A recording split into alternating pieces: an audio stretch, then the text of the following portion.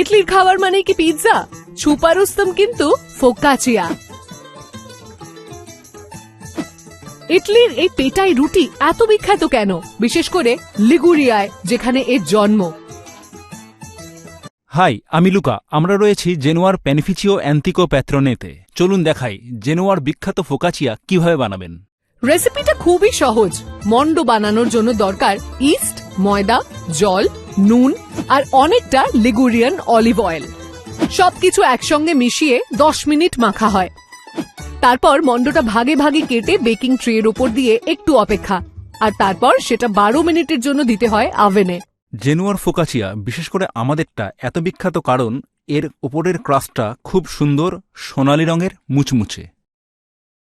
তলাটা ভালোমতো বেক করা হলেও ভেতরটা নরম, যাতে মুখে দিলেই গলে যায়।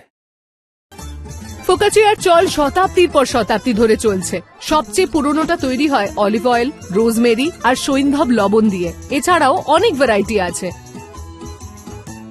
ইটালিয়ানরা ফোকাচিয়া খান স্ন্যাক্স হিসেবে, স্যান্ডউইচ বানিয়ে, মেন কোর্সে, এমনকি ক্যাপুচিনো সহযোগে ব্রেকফাস্ট হিসেবেও।